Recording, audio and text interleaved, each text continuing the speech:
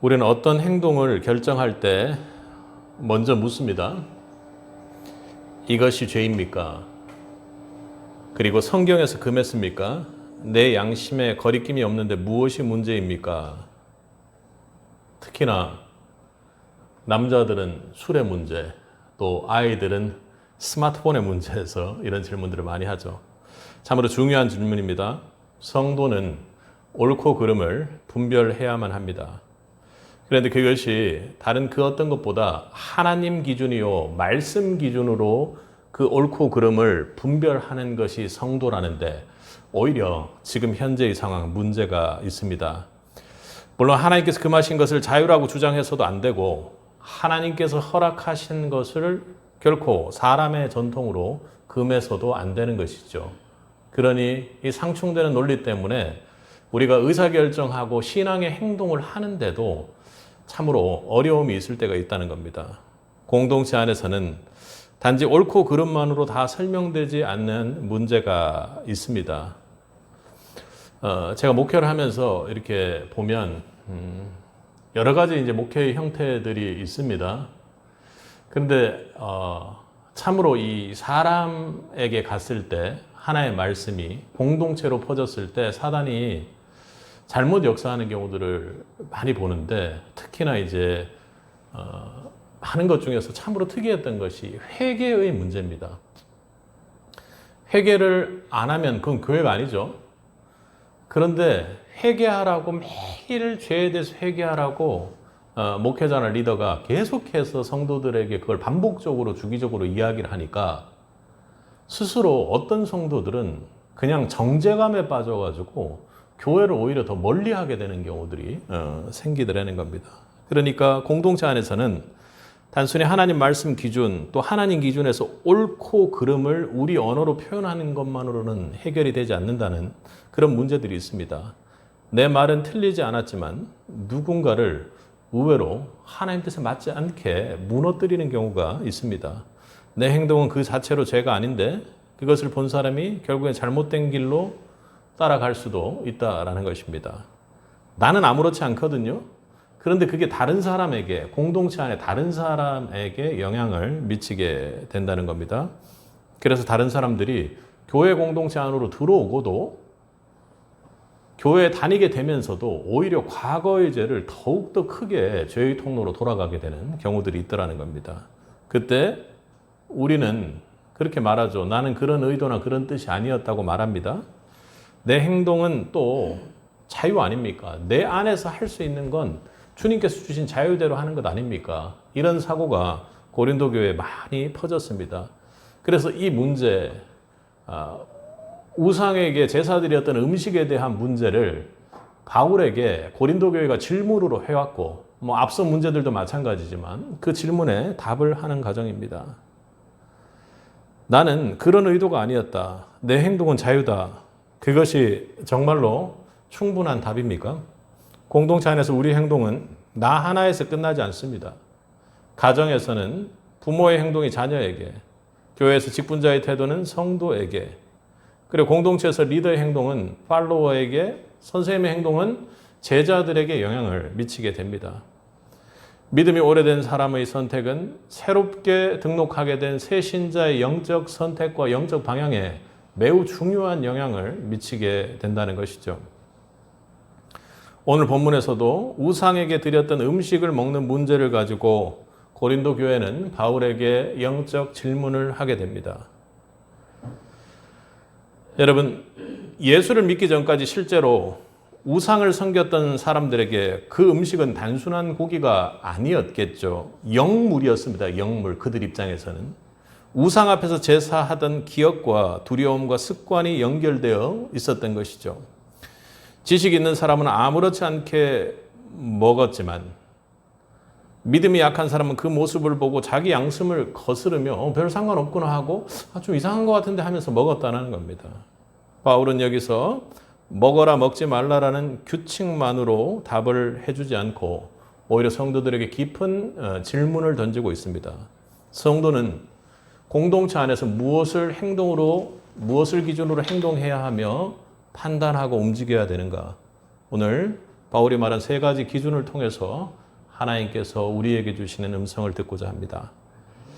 먼저 첫 번째로는 생명의 기준입니다. 그러니까 우리의 신앙의 행동과 판단이 이 형제를 생명으로 살리는가를 살펴봐야 한다는 것입니다. 우리 1절을 함께 읽겠습니다. 우상의 제물에 대하여는 우리가 다 지식이 있는 줄 아나 지식은 교만하게 하며 사랑은 덕을 세우나니.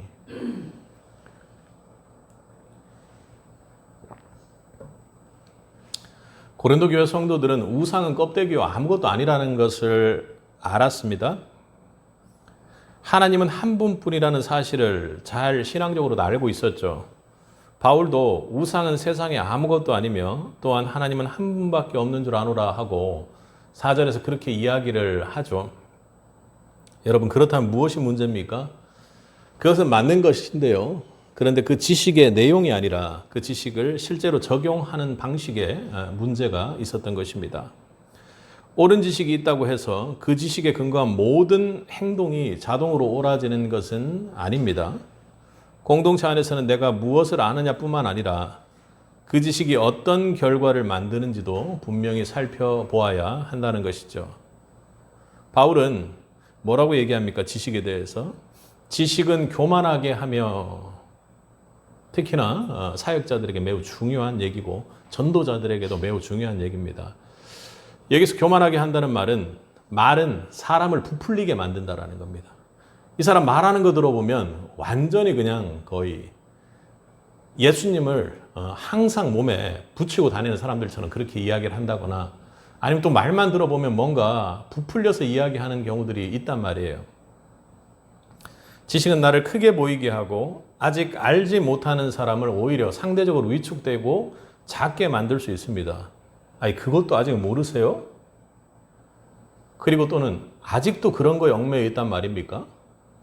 믿음이 있으면 그 정도는 자유로워야 하지 않습니까? 하고, 오늘 고린도 교회를 기준으로 보면 우상에게 바쳤던 그 재물을 먹는 문제에 대해서 그렇게 자신이 가지고 있는 지식대로 이야기를 한 것이죠. 말은 맞을 수 있습니다. 논리도 틀리지 않을 수 있습니다. 그런데 그 말은 그 말 때문에 상대방 사람은 내가 뭔가 잘못한 거 아닌가 하고 사람이 작아지고 행동 때문에 형제의 양심과 믿음이 무너진다면 그 지식은 바르게 적용된 것이 아닙니다. 그러니까 그 얘기를 듣고 또 믿음이 약한 사람은 그냥 먹어도 되는구나 하고 먹는다는 거죠. 왜냐하면 자기 양심에 그것이 맞지 않는다고 느껴짐에도 불구하고 그렇게 된다는 겁니다. 바울은 이어서 사랑은 덕을 세운다 이렇게 이야기를 합니다. 후반부에서. 여기서 강조점은 지식이 만들어내야 할 결과물에 대한 이야기를 하고 있습니다. 그러니까 세운다라는 것이죠. 세운다라는 말은 집을 짓는다라는 뜻입니다. 무너진 곳에 다시 돌을 올리고 흔들린 사람을 붙들어 주는 것입니다. 성경을 아는 목적은 다른 사람보다 높아지기 위해서가 아니라, 혹은 다른 사람에게 그것이 옳음을 이야기하는 것에 있는 것이 아니라 연약한 사람을 분별하고 바르게 세우기 위해서라는 것입니다. 어떻게 세워요? 군인처럼 막 딱딱하게 이렇게 충성스럽게 세운다, 이런 세우는 의미가 아니라 지키고 보호하고 사람들이 살 수 있을 정도로 아주 견고하게 중심이 세워져야 된다는 것입니다. 바울은 이 지식은 모든 사람에게 있는 것은 아니므로, 어떤 이들은 지금까지 우상에 대한 습관이 있어 우상의 제물로 알고 먹는 거로 그들의 양심이 약하여지고 더러워지느니라 라고 그렇게 7절에서 말합니다. 4절에서는 우상이 아무것도 아니라고 얘기를 했는데 7절에서는 모든 사람이 그 사실을 같은 깊이로 같은 방향으로 이해하고 있는 것은 아니라는 이야기를 하는 것이죠.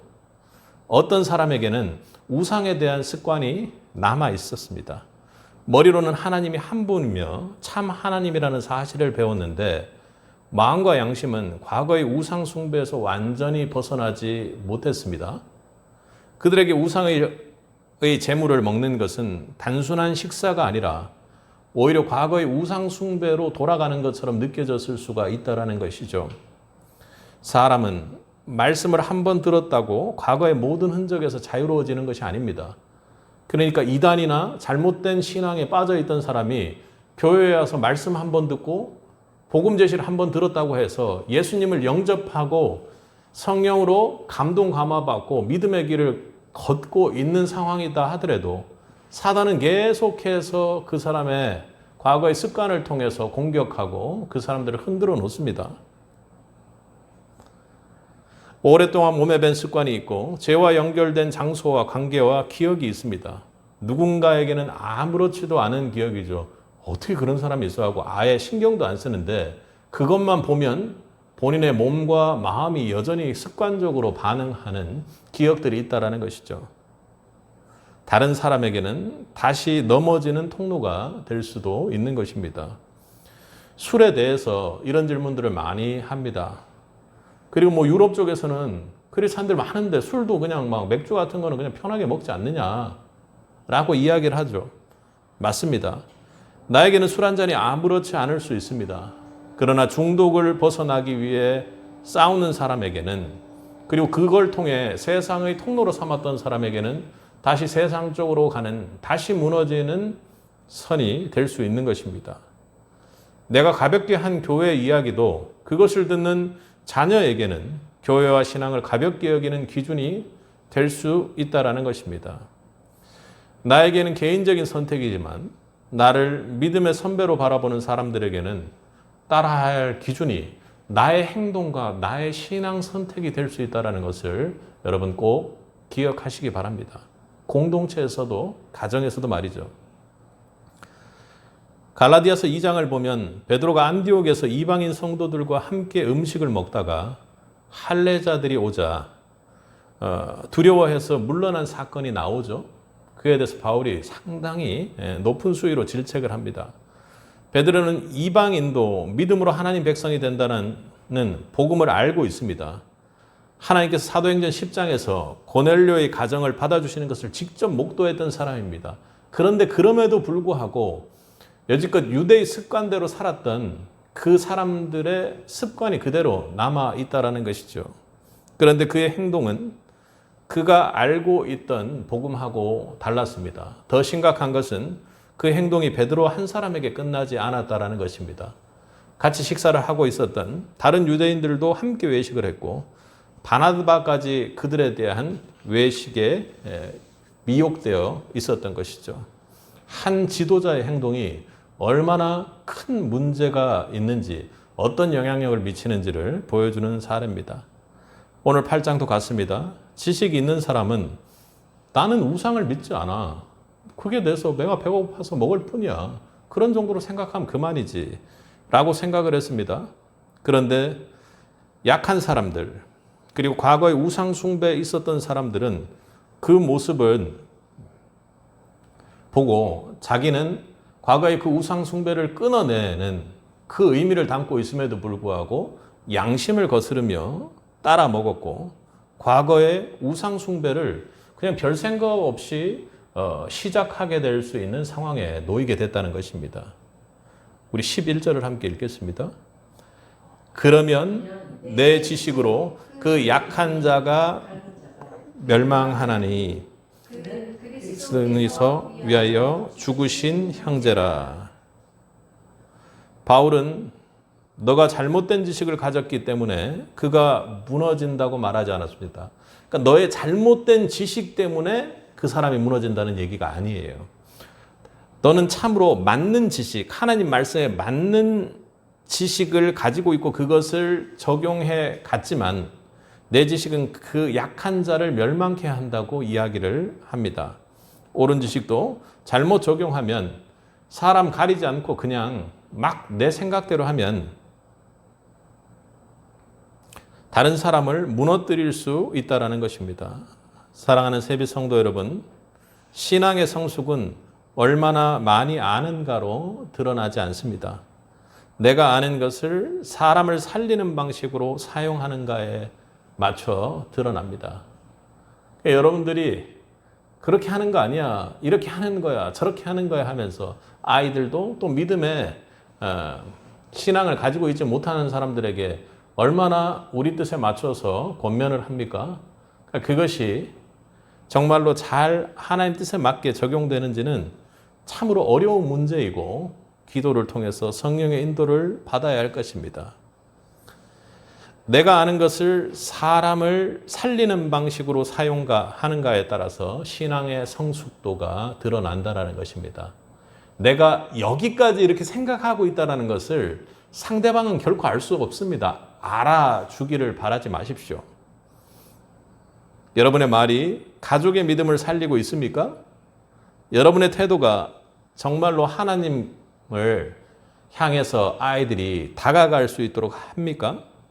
내가 사용하는 지식과 자유가 주변에 연약한 믿음이 없는 성도들을 주님께로 이끌고 세우고 있는지를 돌아보길 바랍니다. 우리의 말과 선택을 통해 무너진 사람이 다시 일어서고 또 연약한 믿음이 굳게 세워지는 생명의 통로가 되기를 주님의 이름으로 축복합니다. 그런데 사람을 살리는 것만 생각해서 그것만 생각해서는 충분치 않다는 것입니다. 왜요? 성도의 행동이기 때문에 그렇죠. 그 행동이 누구 앞에서 이루어지는가도 매우 성도에게는 중요합니다. 두 번째로 공동체에서 신앙생활을 하는 성도들의 행동의 기준은 바로 하나님입니다. 그러니 이 행동을 우리가 하나님 앞에서도 하고 그 행동에 대해서 내가 하나님 앞에서 책임질 수 있는가 하는 것입니다. 우리 6절을 함께 읽겠습니다. 그러나 우리에게는 한 하나님 곧 아버지가 계시니 만물이 그에게서 났고 우리도 그를 위하여 있고 또 한 주 예수께서 계시니 만물이 그로 말미암고 우리도 그로 말미암아 있느니라.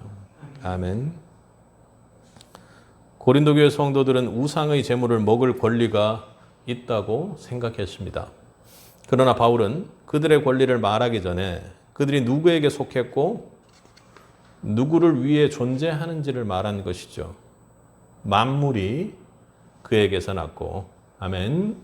우리도 그를 위하여 있고, 만물의 시작은 하나님이십니다. 아멘. 우리의 존재 목적도 하나님이시죠. 우리는 자기 만족과 권리를 위해서만 존재하는 사람이 아니라 바로 하나님 한 분을 위해 존재하는 성도가 되어야 할 것입니다. 그리고 또한 뭐라고 이야기합니까? 우리는 한 주 예수 그리스도로 말미암아 구원을 받았고 그리스도께 속하게 되었습니다. 그렇게 이야기를 합니다. 특히나 한 주 이렇게 이야기하는 게 너무나도 바울이 강조하고 싶은 말입니다. 그렇다면 성도의 행동은 내가 하고 싶은가, 내게 권리가 있는가만으로는 결정될 수 없는 것입니다. 이 행동을 하나님 앞에 할 수 있는가?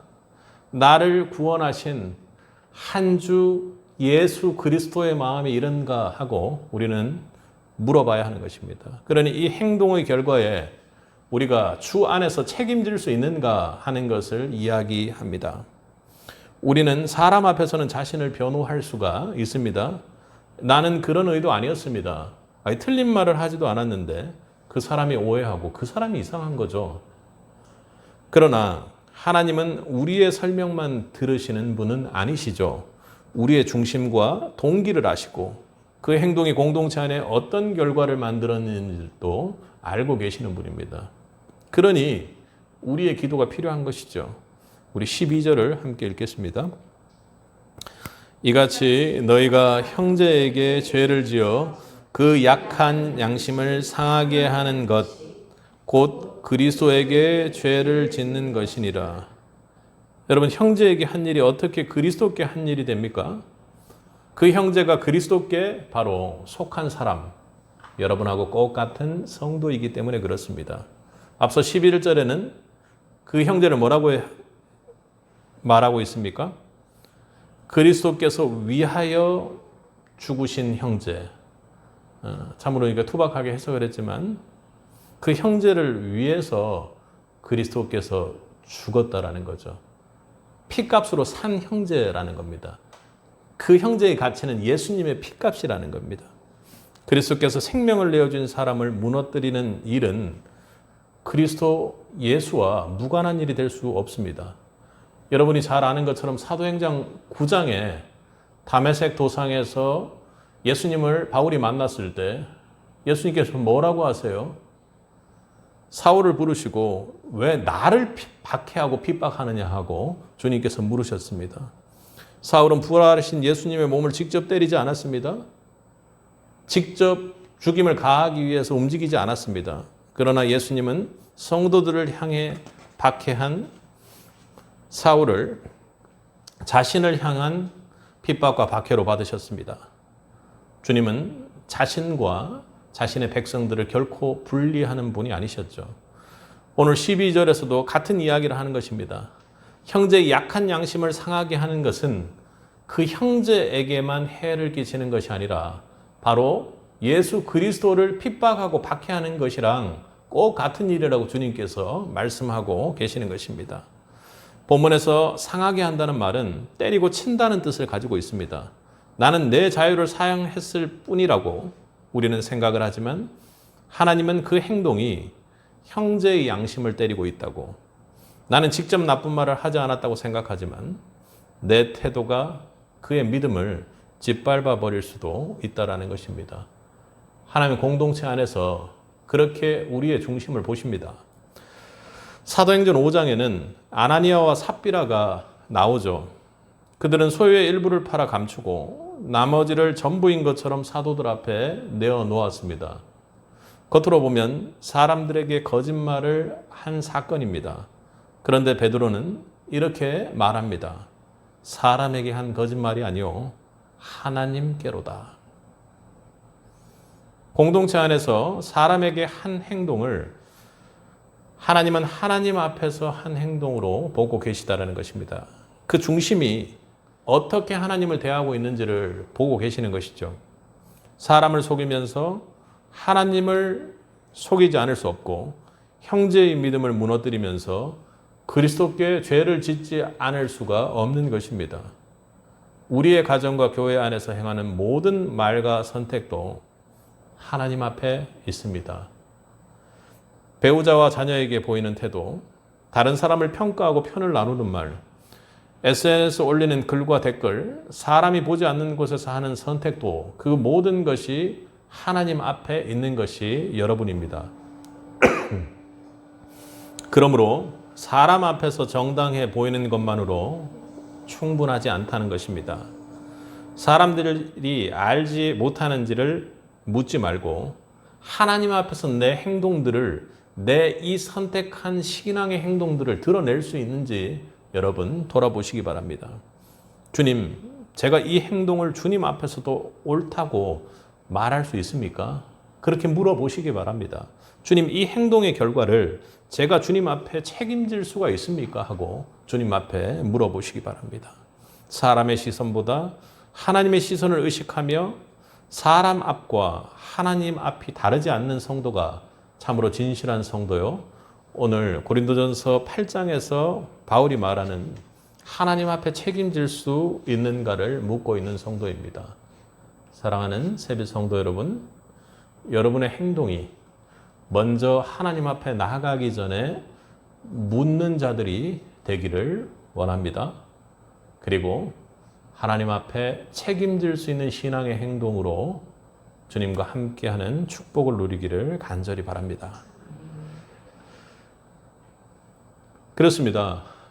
여러분의 신앙의 모습이 하나님 앞에 책임질 수 있다는 것, 하나님이 얼마나 기뻐하시겠습니까? 그런데요, 우리가 하나님 앞에, 이 기준 앞에 나서서 순종하고 하나님 말씀대로 움직여 나가다 보면 결국에는 그렇게 책임질 줄 아는 사람은 마침내 내가 가지고 있는 권리보다 훨씬 더 높은 기준으로 형제들을 대하게 될 것입니다. 세 번째, 우리가 공동체 속에서 신앙의 기준으로 삼아야 할 것은 바로 사랑입니다. 이 행동이 사랑에 합당한가를 기준으로 우리가 나아가야 한다는 것이죠.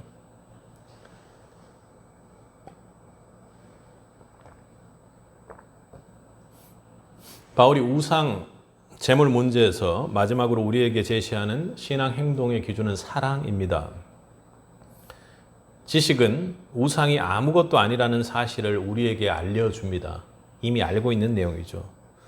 그런데 사랑은 그 지식과 자유를 어디까지 사용할 것인지를 결정합니다. 우리 13절을 함께 읽겠습니다. 그러므로 만일 음식이 내 형제를 실족하게 한다면 나는 영원히 고기를 먹지 아니하여 내 형제를 실족하지 않게 하리라. 아멘. 참으로 예수님의 마음을 닮은 그런 마음의 고백입니다. 단순히 우상 제물의 문제를 이야기하는 것 같지만 바울 안에 있는 그 깊은 심정은 아마 주님의 마음을 닮은 사랑이 아닐까 그렇게 생각해 봅니다. 바울이 그렇게 고백을 하잖아요. 설령 내 구원이 끊어지는 한이 있을지라도 여러분들이 구원받기를 소망한다고 그런 마음을 이야기하지 않습니까? 참으로 예수님 안에서 한 영혼이 구원받기를 바라는 간절한 마음의 전도자의 모습을 보게 합니다. 바울은 우상이 아무것도 아니라는 사실을 몰라서 고기를 먹지 않겠다고 한 것 아닙니다. 음식이 사람을 하나님 앞에 세우지 못한다는 사실도 알고 있었고 그는 그냥 먹어도 되는 일입니다. 먹을 권위 있다고 하는 것이죠. 그러나 사랑에 합당하지 않다면 그 권리를 사용하지 않겠다고 말하고 있습니다. 여기서 사랑은 단순한 감정이 아니죠. 행동을 결정하고 제한하는 기준이 되는 것입니다.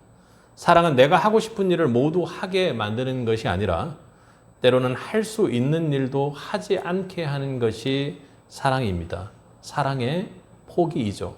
내 편의와 권리와 방식을 내려놓게 합니다. 우리는 사랑한다고 말하면서도 아무것도 내려놓지 않을 때가 많습니다. 가족을 사랑하지만 내 말투나 행동, 그리고 내가 선택하는 그 모든 것을 결코 바꾸지 않습니다. 교회를 사랑한다고 말하지만 공동체를 위해 내 시간과 수고를 내지 않습니다. 전도에 시간을 내지 않습니다.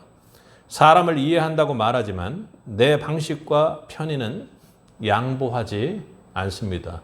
왜요?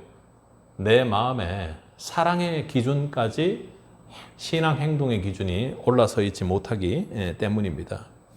성경이 말하는 사랑에는 수고와 기다림과 절제가 있고 희생과 포기가 있습니다. 우리가 제일 하기 싫어하는 것, 수고와 기다림, 절제, 희생, 포기가 성경이 말하는 사랑에는 있습니다. 사랑은 말로만 상대를 위하는 것이 아닙니다.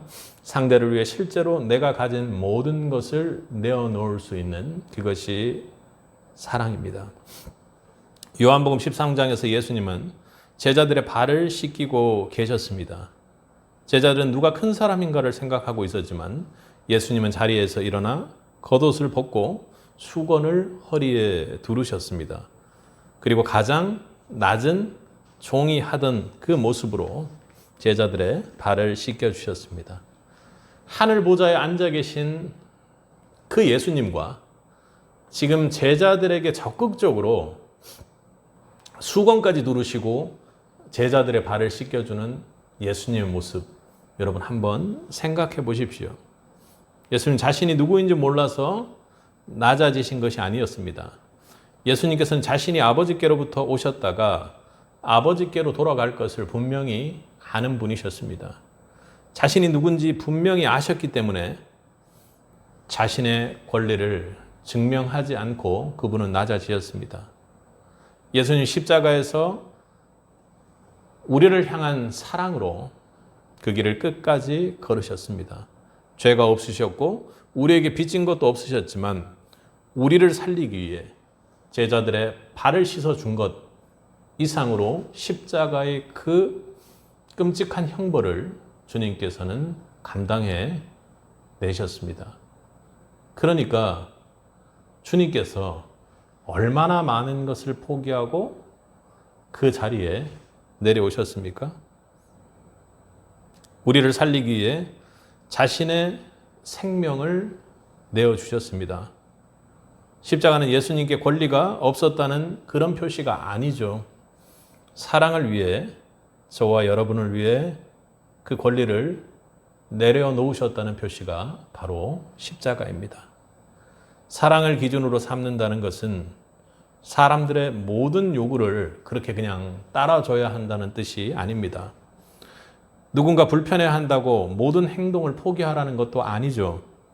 사랑은 진리를 버리지 않으며 죄를 죄가 아니라고 말하지도 않습니다.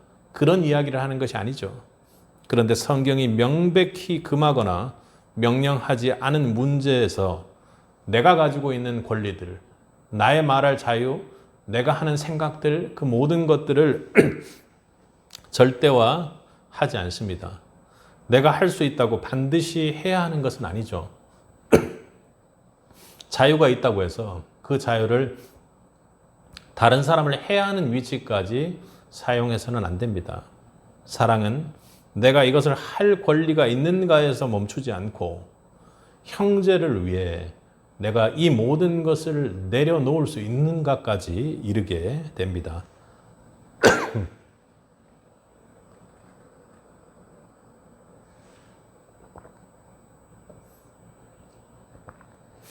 가정에서 옳은 말을 하는 것만으로 충분하지 않을 수 있습니다. 그 말이 사랑에 합당한 방식으로 전해졌는지를 보아야 하는 것이죠.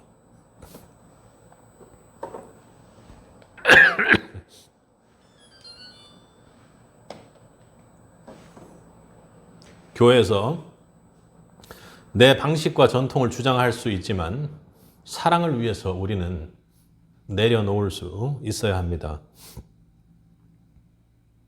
누군가의 잘못을 우리가 겉면으로 지적할지라도 그것이 사람의 회복을 위한 것인지 내가 옳다는 것을 드러내는 것인지 깊은 기도가 정말로 필요하다는 것입니다. 교만은 우리를 부풀려 놓습니다. 그래서 다른 사람들을 위축시키고 그리고 불필요한 정죄감을 교회에서 가지게 할 수도 있다는 것, 앞서 여러분에게 말씀드렸습니다. 사랑하는 세빛 성도 여러분, 사랑에 합당하지 않다면 할 수 있는 행동이라도 사랑에 합당하지 않다면 성도라면, 세빛 성도의 신앙 성숙이라면 결코 해서는 안 되는 일입니다. 사랑에 합당하다면 시간과 편의와 권리도 기꺼이 내어놓을 수 있는 세빛 성도들이 되기를 바랍니다. 자신의 권리를 증명하기보다 사랑을 증명하는 세빛이 되기를 원합니다. 말로만 사랑하지 않고 수고와 절제와 희생으로 사랑을 나타내는 성도들이 되기를 주님의 이름으로 간절히 소망해 봅니다. 예수님께서는 앞서 말했던 것처럼 우리를 살리기 위해 자신의 권리를 내려놓으셨습니다. 모든 권세를 가지신 분이 종의 자리에 서셨고 죄가 없으신 분이 죄인을 위해 십자가를 지셨습니다. 예수님의 행동 기준은 자신의 편의를 위해서 행동하신 것이 아니었습니다. 모든 것이 저와 여러분의 생명 때문이었고 하나님 아버지의 뜻대로 하셨으며 끝까지 포기하지 않는 사랑의 기준으로 십자가를 지셨습니다. 그 십자가로 구원받은 그 사람들이 모인 곳이 교회요, 여기 세빛교회입니다. 그러므로 우리는 공동체 안에서 오늘 말씀으로 함께 나누었던 바울이 고린도 교회에 답한 그 기준에 우리의 삶을 돌아볼 수 있기를 바랍니다. 나의 이 행동이 공동체 안에서 그것이 가족이 되었건 직장 동료가 되었건 교회 공동체가 되었건 어디에서 내 행동 그리고 내 말 한마디가 이 형제를 살리는가? 그리고 내가 하는 이 행동이 하나님 앞에서 책임질 수 있는 합당한 행동인가? 그리고 이 행동이 주님께서 주셨던 그 사랑의 희생의 기준에 합당한가? 이 질문은 우리의 자유를 빼앗는 질문이 아닙니다. 우리의 자유를 복음에 합당하게 사용하는 길을 말하는 것입니다. 그리스도께서 죽으신 형제를 귀하게 여기는 길입니다. 사랑하는 성도 여러분, 우리 이번 한 주간 우리의 말과 선택이 사람을 무너뜨리는 도구가 된다는 것을 먼저 인정하고 주님 앞에 나아가 기도할 수 있길 바랍니다. 그리고 그런 무너뜨리는 도구가 아니라 생명을 살리는 통로가 되게 해달라고 간절히 소망하고 기도하시기 바랍니다. 사람에게 보이기 위한 신앙이 아니라 하나님 앞에 책임지는 신앙으로 살아가는 세빛이 되기를 간절히 바랍니다. 할 수 있는 것을 끝까지 주장하는 것, 그거 말이죠. 내 입에서 간질간질하고 근질근질해서 하고자 하는 그 말 말이죠. 하나님이 하라고 할 때까지 끝까지 인내하고 참는 것이 사랑입니다. 사랑을 위해 기꺼이 절제하고 내려놓는 세빛이 되길 바랍니다. 그래서 우리 가정과 세빛교회가 연약한 사람이 보호받고 무너진 사람이 다시 일어서며 예수 그리스도의 사랑으로 분명히 드러나는 공동체가 되기를 주님의 이름으로 간절히 축원합니다.